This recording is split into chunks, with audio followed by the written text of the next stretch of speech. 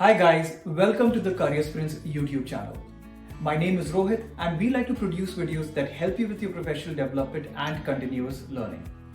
Now in this video, I want to talk about 3 simple steps that you can take to clear your PMP certification exam successfully on your first try.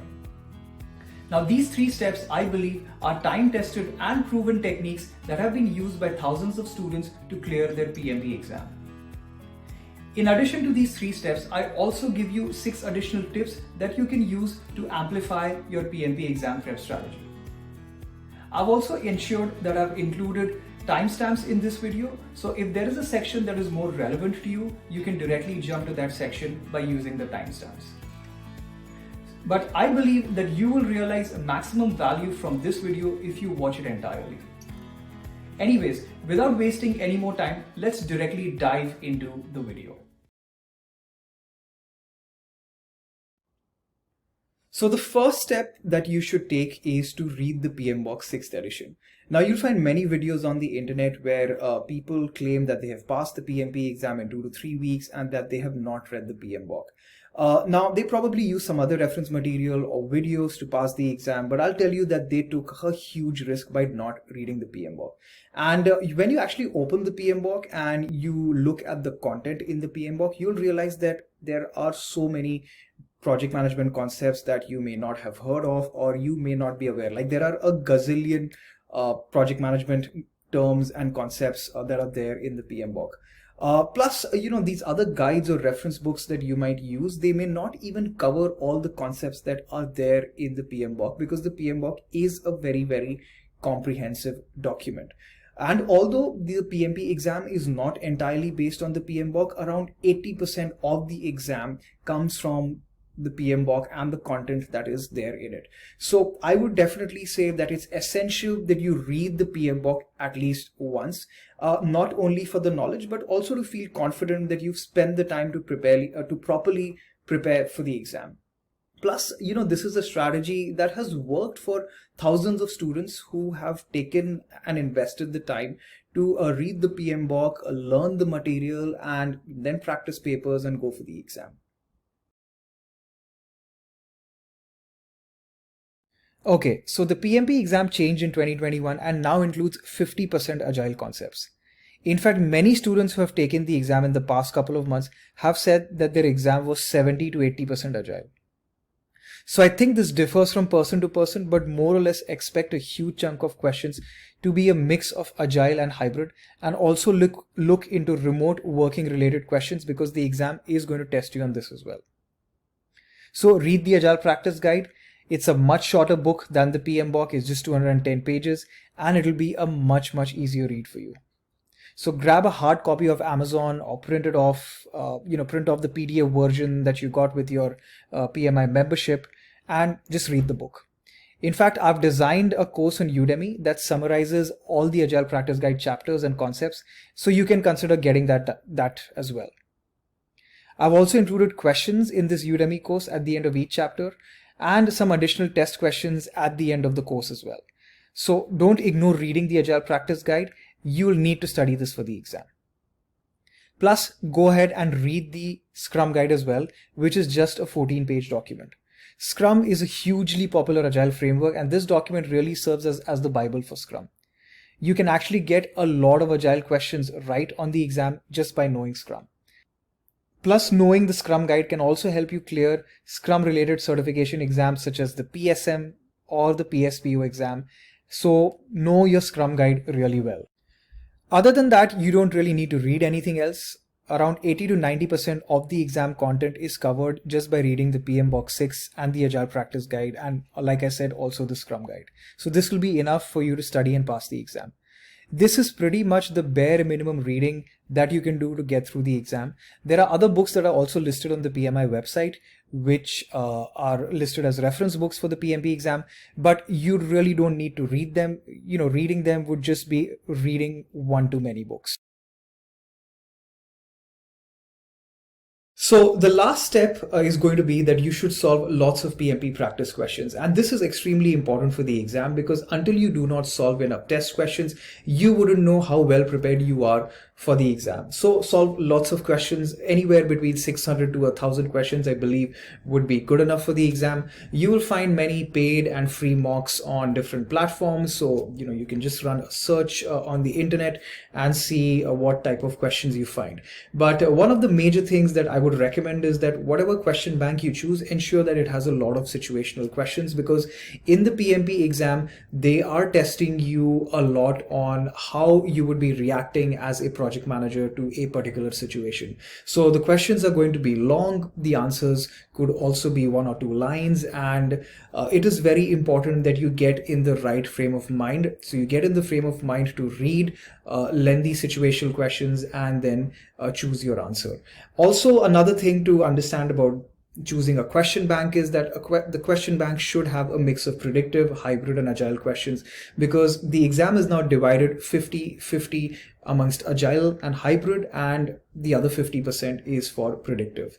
And my last tip is going to be that, once you've solved a couple of mock exams or practice papers, ensure that you go back and you check the answers and you do an analysis of why you got the answer wrong. So generally, any good quality mock would reference sections from the PMBOK or from the Agile Practice Guide, and will tell you where it will point to the area where you will find the answer in the PMBOK. So definitely ensure that you spend time analyzing why you got certain answers wrong, because when you do the analysis, you will understand why you're getting them wrong, and that way you will probably not make that mistake again.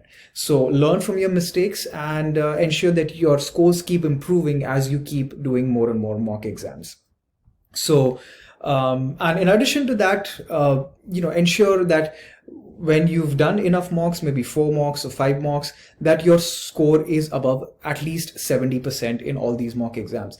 If your score is anywhere between 70 to 80%, I would say that you are well prepared for the exam, and then you should just go ahead and sit for the exam.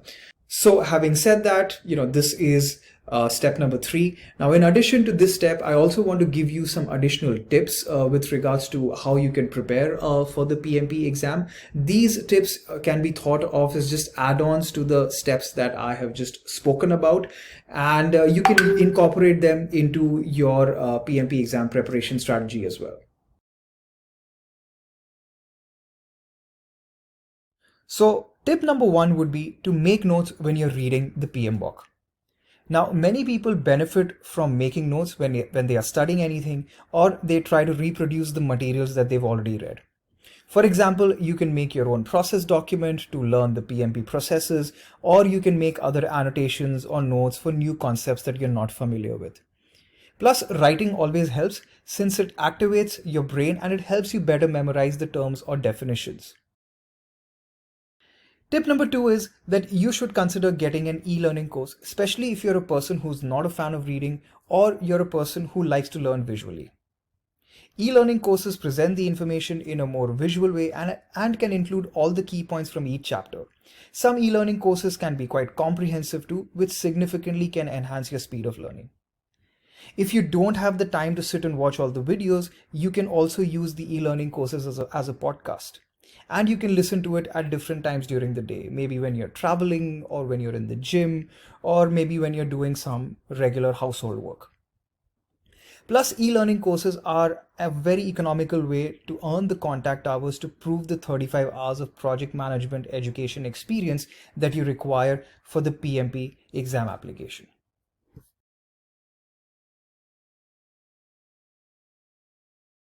Now, my third tip is that you can consider getting a prep guidebook as well. However, when you're using these prep books, you should just use them as add-ons to the PMBOK rather than in lieu of it.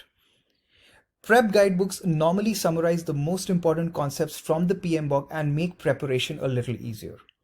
Plus, they would have some practice questions which would be very useful for the PMP exam preparation.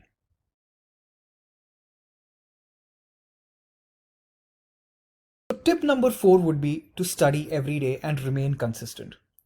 So whatever plan you make sure that you're able to include a few hours of study time every single day, including weekends. Okay, maybe you can take a break one day of the week, but still try to utilize the remaining 6 days of the week. Trust me, you will be able to reach your goal much faster.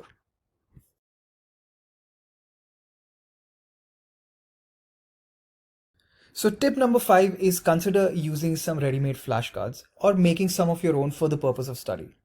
Flashcards are cards that have a term written on the front of the card and then the answer written at the back. You can look at the flashcard and try to remember what the term means and where it can be used. Flashcards are a quick and a good way to learn the most difficult or confusing terms and concepts.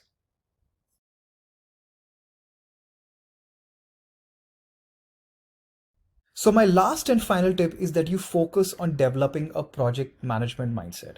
And this, I believe, is the most important thing that you need to develop to be able to pass the PMP certification exam successfully. So let's understand, what is the project management mindset. A project management mindset is primarily about understanding what an ideal project manager would do in an ideal project management world. For instance, what would the reactions and the behavioral patterns of the project manager be in a perfect project management world? So think of things like emotional intelligence, critical and rational thinking, leadership styles, understanding differences between an agile versus a predictive environment, and how your ways of working might change when you're working in these types of environments.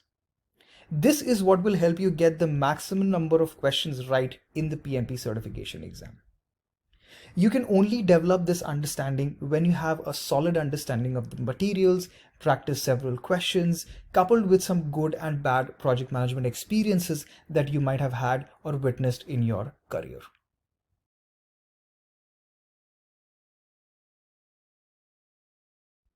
Now, the next question is, should you be using the PMBOK 7th edition to study for the PMP exam? Now, if you go to the PMI website, they have recently published that the PMBOK 7 is also a reference book that would be used in addition to the PMBOK 6. However, I believe that for them to incorporate content from the 7th edition into the PMP exam, that's going to take quite some time. And even if they do incorporate, it's not going to hugely change the exam. Hence, for now, reading just the PMBOK 6th edition and the Agile Practice Guide will be enough for the PMP exam. So here's my recommendation with regards to studying from the PMBOK 7th edition. What you can do is that when you get the PMBOK 7th edition from the PMI website, when you become a member, you can just study the first 2 chapters from the book, which falls under the standards of project management section. And what I've additionally done is that I have taken the PMBOK 7 and I have created a Udemy course which covers all the critical chapters that you need to know from the PMBOK 7th edition for your PMP certification exam. Plus, what I'm going to additionally do is that I'm going to keep adding new videos to this Udemy course as I discover what else is going to get added from the 7th edition to the PMP exam. So in this video, I want to quickly talk about the e-learning and the blended courses that are offered by careersprints.com. Now, the e-learning and the blended courses that we have, they cater to different learning styles of students. And this is how these courses can be useful. First of all, our course is comprehensive and succinct at the same time. Now, the courses are comprehensive in the sense that it includes all the major concepts, the ITTOs, the processes, and all the agile content that you need to know for the exam. At the same time, it is succinct in the sense that we don't give you a lot of information. We just give you the information that you need to know for cracking the PMP certification exam on your first try. Plus, we've also kept our explanations crisp and clear and use real-life examples to explain various concepts that anyone can connect to from any industry or from any background. Secondly, we also cover the content from the PMBOK 6, the Agile Practice Guide, Scrum, as well as the PMBOK 7. And this is something that is being currently done by very few providers. Plus, we also ensure that we cover all the terms and concepts that you need to know from the PMP exam content outline as well. So we've taken all our content and we've mapped it to the PMP exam content outline, which is the syllabus on which the PMP exam is built. Plus, we provide you with a summary of each chapter in the form of study notes, which you can use a couple of days or weeks before the exam as part of your revision. And we also provide you with 1,000 questions, from predictive questions, agile questions, situational questions, hybrid questions, multiple choice and multiple response questions, drag and drop questions. You get the idea. And we ensure that we have the answers with detailed explanations and references to all the books and materials from where the questions are given, such as the PMBOK 6 or the Agile Practice Guide. One of the most important features that we have is that we provide you with lessons learned from any past students who have taken the exam recently. We want to ensure that you are up to date with the latest tips and strategies that you can employ to prepare for the PMP exam and get success in it.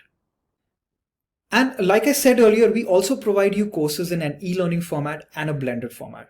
Now you can think of the blended format as the best of both worlds, that is e-learning as well as an in-class course delivered by an instructor.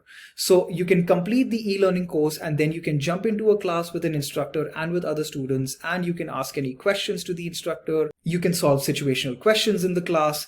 So the blended course will primarily help you solidify your knowledge that you acquired as part of the e-learning course and clarify any doubts that you might have. And from our experience, we've learned that many people who are preparing for the PMP exam find it really hard to stick to a schedule and they start slacking after a couple of weeks or months.